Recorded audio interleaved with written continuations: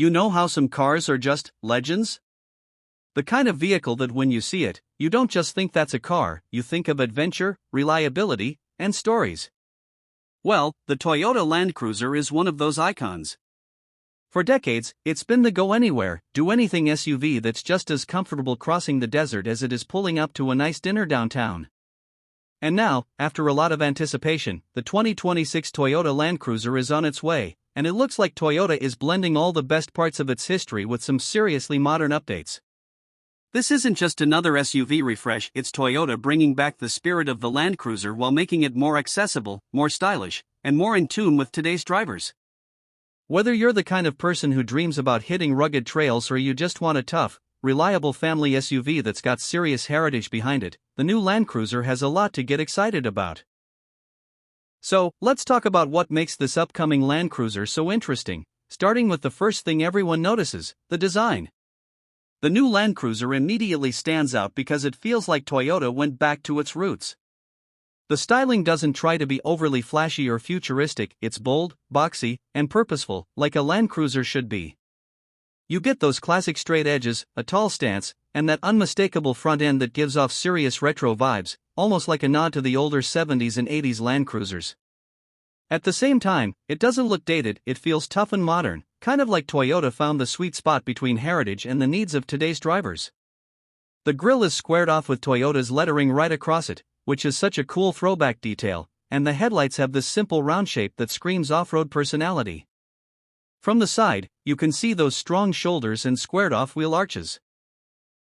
It's the kind of silhouette that instantly says rugged. It's not trying to be a sleek crossover, it's probably an SUV built for adventure. And the best part? It looks like something you'd actually want to take out in the dirt, but it still looks clean enough that you wouldn't think twice about parking it in the city. Now, this is where things get really interesting. The Land Cruiser has always been known for having engines that are durable, reliable, and ready to go the distance. But with the 2026 model, Toyota is bringing in some modern tech that changes the game a little bit, a hybrid powertrain. Don't worry, it's not the kind of hybrid that's just about squeezing out a couple extra miles per gallon, it's built for strength and efficiency. Toyota's giving the Land Cruiser a 2.4-liter turbocharged four-cylinder paired with a hybrid system, and together they crank out plenty of power, right around 325 horsepower and over 460 pound-feet of torque. That's actually more torque than the old V8s ever gave you, which means better pull, smoother acceleration, and plenty of muscle when you're climbing hills or hauling gear. It's like Toyota figured out a way to keep the Land Cruiser tough but also more eco-conscious. And here's the cool part. Because of the hybrid setup, you're not just getting more torque, you're also getting better efficiency. That means this Land Cruiser isn't going to guzzle gas the way older ones did. For people who've always loved the Land Cruiser but hesitated because of fuel costs, this could be a real game changer. You can hit the trails, explore the backroads, and still feel a little less guilty at the pump. What I love is that Toyota didn't just go hybrid for the sake of headlines. They really seem to have tuned this thing for off-road strength and everyday usability. The electric motor gives you that instant torque down low, which is perfect when you're crawling over rocks or trying to power through tough terrain. It feels like the Land Cruiser is stepping into the future while still respecting its old-school rugged DNA. If there's one reason the Land Cruiser became such a legend, it's because it could handle just about anything you threw at it. Mud, sand, snow, rocks, you name it, the Land Cruiser would get you through. And with the 2026 model, Toyota clearly didn't forget that heritage. Right out of the box, the new Land Cruiser is equipped with some serious off-road gear. You've got full-time four-wheel drive, which means it's always ready to put power down to all four wheels when you need traction. There's a center-locking differential for those really tough situations, and Toyota's also adding features like crawl control, basically an off-road cruise control that lets you focus on steering while the system manages throttle and braking. It sounds fancy, but for anyone who's been on tricky terrain, you know how much easier that can make life. And then there's the suspension setup. The Land Cruiser rides on Toyota's TNGAF platform, the same one used in the new Tundra and Sequoia. So it's got that rugged, body-on-frame toughness. The ground clearance is plenty for clearing rocks and ruts, and the approach and departure angles look great for tackling steep trails. It feels like Toyota made sure this SUV isn't just dressed up to look rugged, it's actually built to perform. One of my favorite touches is the multi-terrain select system. You can literally dial in the type of surface you're driving on, like sand, mud, or rock, and the vehicle adjusts throttle, traction, and braking to give you the best grip possible. Combine that with the instant torque from the hybrid system, and you've got an SUV that's just itching to be tested out on some backcountry roads. But here's the kicker, all of this off-road toughness doesn't mean it's a brute on pavement. Toyota's aiming for a balance here, so while you can conquer trails on the weekend, you'll still get a smooth, comfortable drive during the week. That's the magic of the Land Cruiser. It's always been an all-rounder, and the 2026 model seems to carry that torch beautifully. UK versus USA. Two roads diverge. Here's where it gets fascinating. The UK and the US are tackling the future of mobility in completely different ways. In the UK, government mandates are strict, cities are dense, and distances are shorter. That means EVs make sense. You could drive anywhere in the country on an electric car with far less worry. And the policy pressure is relentless. Zero-emission targets, urban clean air zones, and fuel taxes all push drivers toward electrics. In the US, geography and culture tell a different story. America is big. Road trips are long.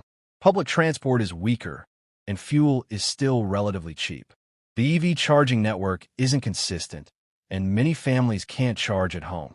For them, a hybrid offers most of the benefits without the anxiety. It's also about politics. In the UK, national policy strongly favors EVs. In the US, it varies by state. California pushes hard for EVs, but other states roll back incentives and keep gas cheap. That inconsistency slows adoption, so we end up with two roads diverging. The UK, racing ahead with high-voltage full electric. The US, taking a cautious step with battery hybrid. Neither path is wrong. Both reflect the realities of their markets. But it raises a big question. Which road leads to a cleaner, more sustainable future faster? Is the UK's aggressive approach the way forward, or is America's hybrid-first strategy actually more realistic? Automaker strategies in the future. This isn't just about governments and buyers. It's about carmakers fighting for the future. In the UK, Tesla still dominates, with the Model Y regularly topping the sales charts. But challengers are rising fast. BYD, the Chinese giant, is launching affordable EVs that undercut rivals on price. Kia and Hyundai are earning praise for stylish, practical electrics like the EV9 and Ioniq 5. Even traditional luxury players, BMW, Mercedes, Audi, are ramping up electric offerings. In the US, the picture shifts. Toyota is king of hybrids, and critics who once mocked its slow EV rollout are now admitting the strategy worked. Ford is playing both sides. The F-150 Lightning for EV fans and the Maverick Hybrid for practical buyers. GM is recalibrating, backing off its all-EV promise to add hybrids again. What's clear is that automakers aren't betting on one future anymore. They're hedging. EVs are the long-term goal, but hybrids are the bridge. Some markets want electrics now. Others need hybrids first. Looking ahead, the race isn't just about who sells the most cars. It's about who adapts the fastest. If charging networks explode in the US, EVs could surge. If UK incentives weaken, hybrids could creep back in. Flexibility is key. So the question isn't just UK versus US. It's Tesla versus Toyota, BYD versus Ford, Kia versus GM. The battle lines are drawn, and the next 5 years will decide the winners. Conclusion and call to action. So what does all this mean? The UK is proving that EVs can thrive even in a shrinking market. Sales are up, choices are growing, and policies are forcing the change. The US is proving that hybrids are far from dead. In fact, they're thriving because for millions of drivers, they make more sense today. Both strategies have strengths. The UK is future-focused, cut emissions fast, build infrastructure, and push hard toward electrics. The US is cautious. Hybrids now, EVs later, one step at a time. So who's right? Honestly, both. The UK shows us what aggressive change looks like. The US shows us what practical, everyday adoption looks like. Together, they reveal the tension every driver faces. Do we leap into the electric future now, or wait until the road feels smoother? Globe showing Europe, Africa, but here's where I want to hear from you. If you had to buy a car today, what would you choose? High voltage, a full EV, no gas, no exhaust, no compromise? Or battery, a hybrid? Cheaper, simpler, less stressful? Drop your answer in the comments, because this debate isn't just about cars. It's about how all of us will move in the next decade. If you enjoyed this breakdown, hit that like button, subscribe for more reviews and comparisons, and ring the bell so you never miss an update. This is the surge in EV adoption, UK versus USA. Two markets, two paths, one future.